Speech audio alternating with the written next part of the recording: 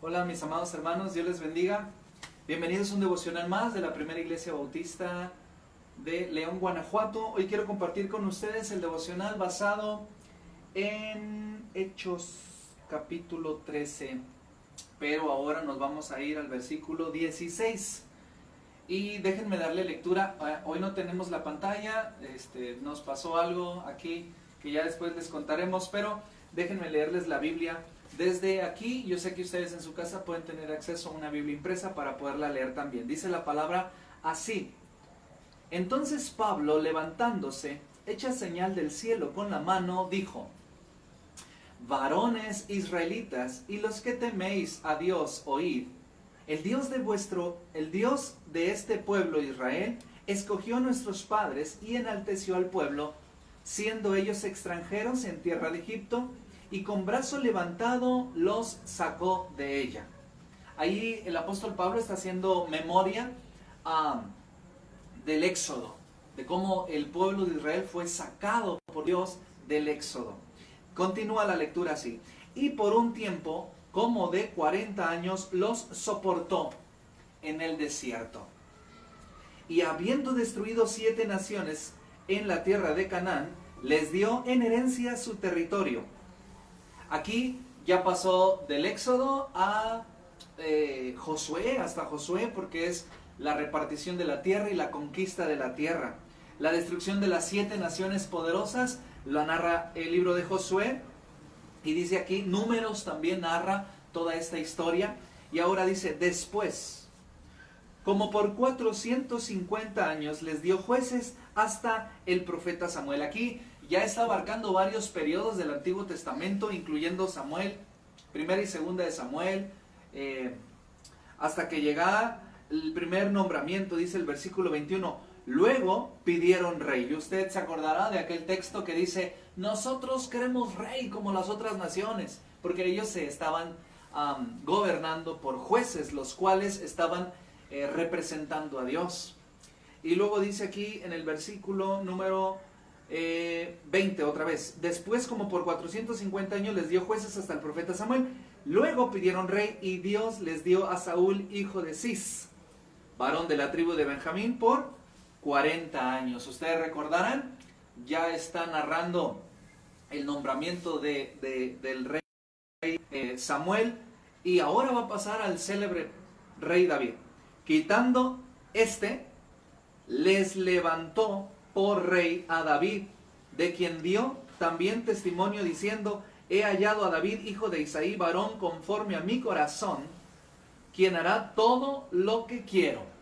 Y estas palabras son las palabras que describen a David de parte del Señor. Usted tendría que leer gran parte del Antiguo Testamento para seguir la línea cronológica de la introducción del discurso de Pablo a estos hombres aquí en Antioquía de Pisidia. Mire lo que dice el 23: de la descendencia de o sea, David, y conforme a la promesa, Dios levantó a Jesús por Salvador a Israel. El apóstol Pablo está haciendo un análisis cronológico de la historia del pueblo de Israel para llegar a Jesús. Esta es una de las maneras en las que en el Nuevo Testamento en algunas ocasiones se demuestra que Jesucristo es del linaje de David, y por ser linaje de David viene del linaje real, linaje de reyes. También usted puede encontrar esta argumentación en el libro de Mateo, primeros capítulos, donde se hace una remembranza de la cronología o la genealogía de Jesús. Y en esta ocasión David, cuando le dan la palabra, empieza a hacer puentes. Él empieza a empatizar, empieza a conectar los puentes. Dice la palabra del Señor: de la descendencia de y conforme a la promesa, Dios levantó a Jesús por Salvador a Israel. Aquí quiero entonces empezar con la enseñanza. La primera enseñanza es: no haga tabla rasa, haga puentes. Yo sé que usted ya escuchó el devocional de los días anteriores y aprendimos que una de las maneras de hacer evangelismo, misión, establecer el reino de Dios, es tabla rasa o tabula rasa, también se le llama así. Es aquella forma de raspar la tabla, entrecomillado, desacreditar, desechar, desdeñar todo lo que estaba establecido y rasparlo, incluso a veces con violencia, y luego establecer la nueva metodología, ideología, religión, profesión de fe, etc. Y les hice el comentario la vez pasada de que esta es la forma en que los españoles hicieron misión en México, tabula rasa. Usted puede encontrar una evidencia de esto que ahora estoy diciendo. Cerca de la Catedral de la Ciudad de México encontramos unos vestigios prehispánicos que se llaman Templo Mayor. ¿Qué hicieron? Arrasaron con el Templo Mayor y pusieron la catedral. Muchas veces algunos historiadores dicen que los criollos, indígenas incluso, se congregaban en aquellos lugares no por el lugar de adoración romana que ahora estaba de pie, sino porque ese lugar había sido pues destinado para la adoración de Tonatzin, de Huitzilopochtli o de alguna otra divinidad de los aztecas. ¿Qué hicieron? Entonces, tabula rasa, rasparon para imponer. Esa no es la mejor manera, porque la tabula rasa lo que hace es desacreditar la perspectiva religiosa, la cosmogonía de la gente, la desacreditas, todo lo que tú has entendido de Dios y todo lo que tú eres está equivocado. Tabula rasa, raspa todo lo que hay y venimos a poner el evangelio. Es muy difícil que eso suceda, porque la conversión cristiana no es coerción cristiana.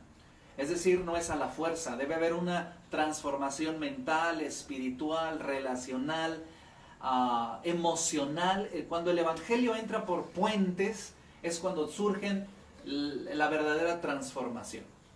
Ahora, ¿qué es un puente? Lo que está haciendo el apóstol Pablo. Él está tratando de conectar puentes. Aquí es donde yo quiero darle la segunda enseñanza. Use puentes. Puentes para llevar el evangelio desde usted hasta la persona que usted quiere compartir el evangelio. Establecer el reino de Dios se necesitan puentes. Y los puentes debe haber de dos maneras. Número uno, puentes inexistentes. Puentes que no hay. Puentes que definitivamente usted jamás antes había visto a esa persona, no tiene nada de relación con esa persona, no la conoce, etc. Entonces no existe un puente, entonces usted tiene que empezar a construir puentes. El puente se construye a través de la comunicación, de la empatía, del amor, de la misericordia, de sentir la necesidad de la persona en usted y entonces a través de la gracia hacer puente. Ahora, le voy a dar un consejo: jamás, de los jamases, usted diga esto: me voy a hacer amiga de ella o de él para compartirle de Cristo. ¿Por qué no, pastor? Porque eso me parece que es equivocado. De hecho, hasta puedo decirle inmoral. ¿Por qué, pastor? Porque, es decir, no me interesas como persona. No me interesan tus conflictos ni tus necesidades. Yo lo único que quiero es que aceptes a mi Dios. Y eso es fuerte, ¿no? Usted debe ser amigo de las personas, relacionarse con las personas, entablar relaciones con las personas, sí, con el ideal de que el evangelio pase de mí hacia ti, de usted hacia ellos. Pero, ¿y qué si el evangelio nunca cruza? Es en serio, o sea, algunas personas dicen: yo soy tu amigo, pero de tu Dios no me hables. Y está bien, no tiene que romper esa relación de amistad, porque la única luz que brilla de Jesús en la vida de esa persona es usted.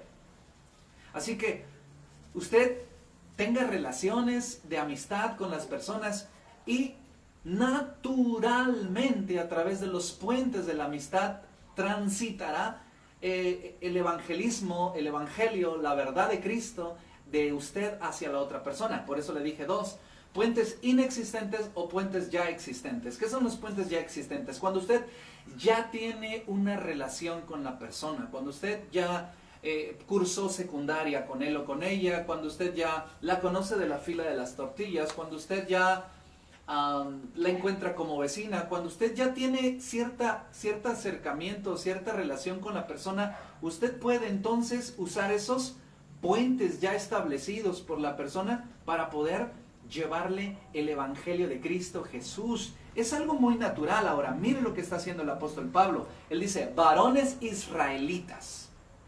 ¿Qué significa eso? Varones israelitas.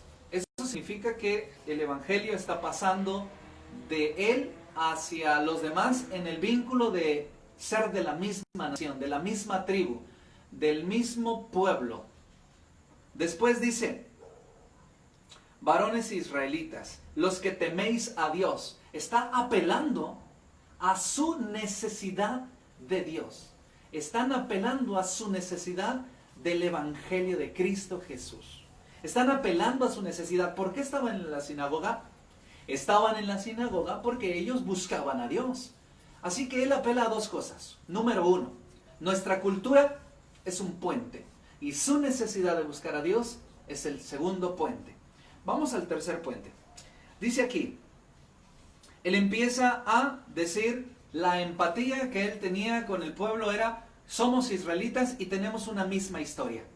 Tenemos los mismos padres, tenemos los mismos antecedentes, y esos mismos padres, historia y antecedentes desembocan en Cristo Jesús. Y ahí están los tres puentes que usó el apóstol Pablo. Número uno, su cultura, su origen, su idioma, su etnia. Varones israelitas. Número dos, los que teméis a Dios. La necesidad de búsqueda de estos varones acerca de Dios. Por eso estaban en la sinagoga. El segundo puente es la necesidad de las personas de Dios. Y el tercer puente, nuestra historia juntos, nuestra trayectoria juntos, nuestras raíces juntos. Y todo esto desemboca al versículo número, déjenme verlo, 23. De la descendencia de este y conforme a la promesa, Dios levantó a Jesús por Salvador a Israel. Ve cómo la habilidad, la agilidad mental del apóstol Pablo hace esto. Todo esto que nosotros somos en conjunto desemboca a una sola persona, Jesús. El versículo 24 dice así, de la descendencia de este, 23, y conforme a la promesa, Dios levantó a Jesús por Salvador a Israel. Antes de su venida, predicó Juan el bautismo de arrepentimiento a todo el pueblo de Israel. Ahora está trayendo a la memoria algo actual, algo que hacía algunos meses, quizá años, pocos, había sucedido. Él está haciendo puentes, es un gran constructor de puentes el apóstol Pablo, porque ya había sucedido el divorcio entre el judaísmo y el cristianismo. Sin embargo, de entre los escombros, el apóstol Pablo todavía está tratando de construir puentes. Y es lo que tú y yo debemos hacer. Es lo que tú y yo debemos aprender en esta noche. Al final, el versículo número 25 dice, mas cuando Juan terminaba su carrera, dijo, ¿qué piensan que soy yo? Yo no soy él, mas he aquí viene tras mí uno de quien no soy digno de desatar el calzado de los pies. Voy a dejar aquí el devocional y voy a terminar aquí porque quisiera enfocarme en esta ocasión a puentes, no tabla rasa, no desacredites, no satanices, no menosprecies, no tabla rasa. No hagas sentir mal a las personas con la idea, la filosofía, la religión, la perspectiva de vida que ya tiene la gente. Mejor usa puentes. ¿Qué son puentes, pastor?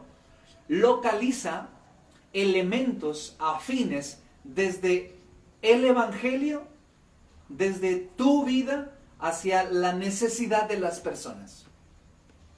Esos puentes, entre más anchos y más fuertes, más evangelio cruza hacia las personas. Y eso es lo que el gran apóstol Pablo estaba haciendo. Él estaba transmitiendo el poderoso mensaje de Jesús. Y el poderoso mensaje de Jesús se transmite a través de puentes. Y los puentes se construyen con gracia. Los puentes se construyen con misericordia, con amor. A Pablo realmente le interesaban los judíos. A Pablo realmente le interesaban las personas sin Cristo. Por eso se esforzaba en construir puentes. Pablo es uno de los más grandes constructores de puentes del Evangelio que usted y yo vamos a conocer o a leer acerca de él. Solamente les hago un comentario. Un día entró un areópago a un lugar de pensamiento, de filosofía romano, pero de extracto griego, helénico, y él dijo así: he recorrido el lugar y he visto bustos a varios dioses, pero vi un busto vacío que decía: al Dios no conocido. De ese Dios les vengo a hablar. ¿Se dio cuenta? ¿Cómo hace puentes por todas partes? Creo que tú y yo, una de las habilidades que debemos desarrollar es hacer puentes. Sinceros puentes. Misericordiosos puentes. Aprende esto. Cualquier cosa buena, constructiva, de bendición, de gracia, de paz, que pasará de ti a otra persona, llegará por medio de puentes. Las maldiciones, las desacreditaciones las puedes lanzar por encima del río, porque están directas para golpear, para lastimar. Pero si tú quieres llevar un obsequio, un regalo, una bendición, tienes que construir puentes. Y el más grande y hermoso puente se llama amor, amistad. Después del apóstol Pablo, el más grande constructor de puentes, perdón, me estoy equivocando, recapitulando. Después de Jesucristo, el máximo constructor de puentes es el apóstol Pablo, desde mi perspectiva. Porque Jesucristo hizo el puente más grande que jamás nadie nunca pensó hacer. Dejando su trono de gloria, nos vino a sacar de la escoria. Él es el sumo pontífice. ¿Sabes qué significa sumo pontífice? Que es un adjetivo calificativo que no califica a nadie, sino solamente a Jesús. El sumo pontífice, el máximo puente entre Dios y los hombres, es Jesucristo, hombre. Así que aprendemos hoy, en esta ocasión, la manera en que el apóstol Pablo empatizó, hizo uso de misericordia, de gracia, se inclinó, fue a la sinagoga, usó los elementos a su alcance y construyó, palabra clave de este devocional, puentes. Construya puentes. Esfuércese en construir puentes. Y cuando los construya, deje que fluya la bendición desde su vida a la vida de los demás. Hasta aquí el devocional. Quiero orar con ustedes y hacer una reflexión final. El COVID-19 es una forma de hacer puentes. No se encierre en su casa. No se encierre en su casa. No se encierre en su mundo pequeño. No tenga miedo. Cree puentes. Cuando digo no se encierre en su casa, no estoy diciendo que salga y sea irresponsable. Estoy diciendo que no se enclaustre. No se enclaustre por el miedo, por el que dirán. Haga puentes. Use las redes sociales, haga puentes. Haga llamadas, haga puentes. Haga un video, haga puentes. Deposite una ofrenda a alguien que lo necesita, haga puentes. Abrace a los suyos que están con usted ahí en la casa, haga puentes. Escuche a los suyos, haga puentes. Y que la bendición que Dios ya le entregó a usted pase a las demás personas por esos puentes. Padre, en el nombre de Jesús, permítenos, Señor, seguir construyendo tu reino en el nombre de Jesús. Amén. Que el Señor les bendiga, hermanos. Adiós.